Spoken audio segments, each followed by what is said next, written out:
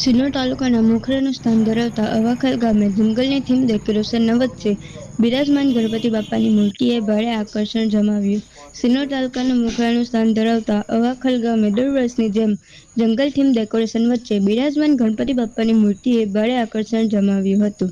વર્ષ દરમિયાન આવતા તહેવારો પૈકી મહાશિવરાત્રી અને ગણેશ ઉત્સવ, નવરાત્રી સહિતના તહેવારોમાં કથા સપ્તાહ અને કીર્તન સંધ્યા કાર્યક્રમો ભારે ઉત્સાહ અને ધામધૂમથી મનાવવામાં આવે છે. સિનોર તાલુકાનું અવાખલ ગામ મોખરાનું સ્થાન ધરાવે છે અને અહીંયા 30 થી 40 જેટલા યુવાનોથી સંગઠિત નવયુવાન મંડળ દ્વારા દરેક કાર્યક્રમો અને વિશેષ ડેકોરેશન કરવામાં આવે છે. હાલ ગણેશ ઉત્સવ તહેવારને વિશેષ રીતે માનવામાં આવે છે. છેલ્લા ઘણા સમયના અથાગ પરિશ્રમ બાદ જંગલ થીમ આર્ટથી ડેકોરેશન કરી ગણેશજી બિરાજમાન કરાતા ગણેશજીની મૂર્તિને ભક્તોમાં આકર્ષણનું કેન્દ્ર જમાવ્યું હતું. રિપોર્ટર અક્ષય વસાવા, સિનોર. શ્રી ગણેશાય નમઃ.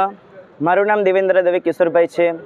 આ અવાખલ ગામમાં નવયુવક દ્વારા આયોજિત કરેલા ભગવાન ગણપતિની પ્રતિમા લાવીને ભગવાનની પૂજા અર્ચના આરતી અને થાળ ભગવાનને કરીએ છીએ. 10 દિવસ હસ્તો ઉલ્લાસથી ભગવાનની પૂજા કરીએ છીએ અને અહીંયા ભક્તો દ્વારા એમની આસ્થા, ભગવાનજીની આસ્થા બહુ સારી રહે છે. એમની મનોરથ પૂર્ણ થાય છે. અસ્તુ. શ્રી ગણેશાય નમઃ.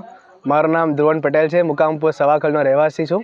અમે અવાખલ યુવક મંડળ આ વર્ષે ગણપતિ બાપાને જંગલની થીમથી લાવ્યા છે. અમારા યુવક મંડળમાં કુલ 30 થી 40 યુવકો આ વર્ષે વધીને થયા છે અને દર વર્ષે જો કે તમે જાણો જ છો કે છેલ્લા 30-40 વર્ષથી અવાખલના યુવકો આવી રીતે જ ડેકોરેશન સારી રીતે કરીને ગામનું નામ વધારે છે.